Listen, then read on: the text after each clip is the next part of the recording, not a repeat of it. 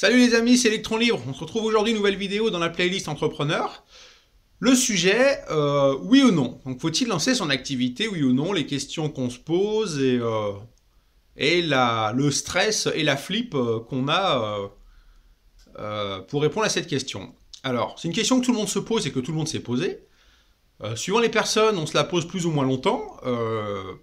Pour la petite info perso, moi j'ai commencé à me poser cette question à 24 ans.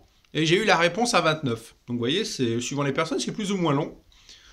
Alors, la question, quand on est en train de se la poser, les réponses sont pas évidentes. Une fois qu'on a franchi le pas, et en fait, on se dit qu'en fait la réponse elle est évidente. Donc c'est pour ça, je me permets de faire mon petit retour d'expérience là-dessus. Maintenant que moi j'ai franchi le pas, donc je peux répondre à la question plus ou moins bien. À savoir qu'il y a des choses qu'on peut analyser qui nous permettent de répondre à cette question assez rapidement. Donc déjà, à savoir, comment est notre situation personnelle? Est-ce que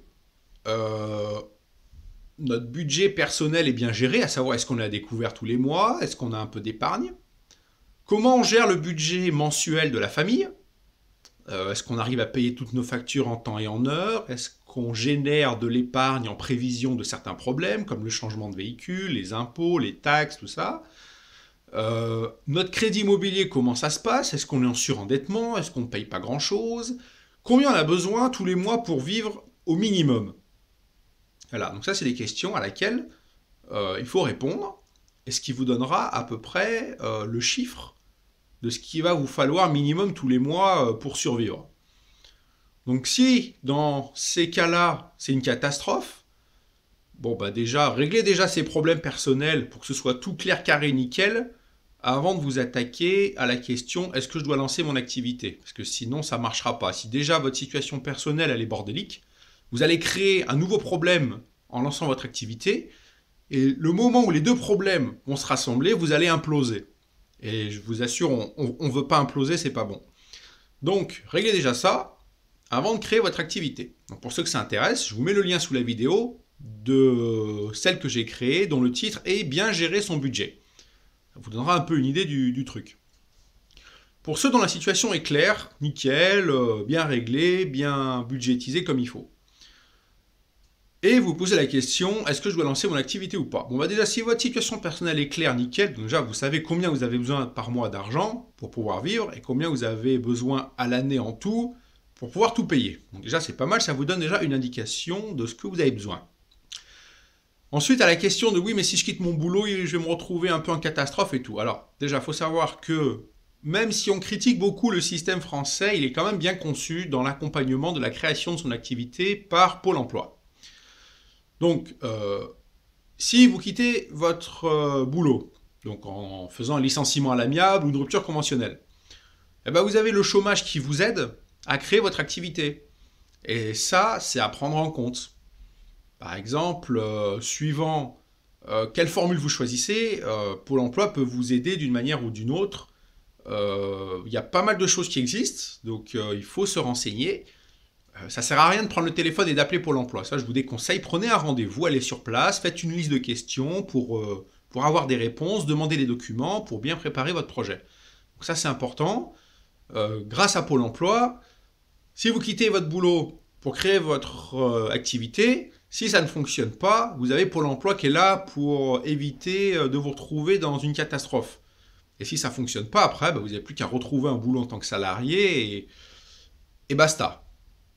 Donc ça, c'est assez important de l'assimiler, parce que c'est vrai que quand on se pose la question, en fait, on se pose tellement plein de questions qu'on oublie ce paramètre qu'en France, on a un système qui est bien foutu et qui peut vous venir en aide pour la création de votre activité sans être obligé d'être comme ça coincé et qu'à la moindre faiblesse, ce soit le crash total. Donc du coup, en réfléchissant comme ça, on se dit finalement oui, effectivement... j'ai pas grand chose à perdre, quoi. J'ai mon chômage, j'ai Pôle emploi qui m'aide, il y a plusieurs formules à votre disposition suivant ce que vous voulez faire et les activités que vous voulez développer. Donc voilà, faut se poser les bonnes questions, bien prendre les renseignements. C'est quelque chose qui se prépare quand même longtemps à l'avance. Moi, ça m'a pris plusieurs mois. Alors combien, je me rappelle plus. Je sais plus si c'est 4 ou 6. Mais c'est un truc comme ça. De prendre des rendez-vous, aller se renseigner à droite, aller se renseigner à gauche, aller à la chambre des métiers, prendre rendez-vous à Pôle emploi. Voilà, c'est bien de bien poser des questions un peu de partout pour avoir un peu tous les vrais renseignements directement sur papier, notés comme il faut, pour pouvoir dégrossir un peu votre projet, pour pouvoir lister déjà les dépenses que vous avez tous les mois personnelles, euh, pour savoir combien il va falloir que vous fassiez de chiffre d'affaires au minimum pour pouvoir vivre tout simplement. Calculer votre chômage pour savoir combien vous allez toucher de Pôle emploi quand vous allez quitter votre boulot en tant que salarié, ce qui vous permettra de dire, bah voilà, pendant tant de temps, je peux développer mon activité pour arriver à me dégager un revenu assez conséquent quand il n'y aura plus Pôle emploi pour m'aider. Voilà. Donc ça, c'est des bonnes questions à se poser. C'est bien de faire une liste, tout bien réglé comme il faut, et du coup, vous allez voir qu'à la fin de toutes ces listes et toutes ces questions, une fois que vous avez répondu à tout, eh ben vous avez quasiment la réponse de savoir est-ce que je me lance ou pas. Mais c'est bien de se les poser parce que ça permet de préparer en amont votre projet pour éviter de se retrouver dans la merde, quoi, tout simplement.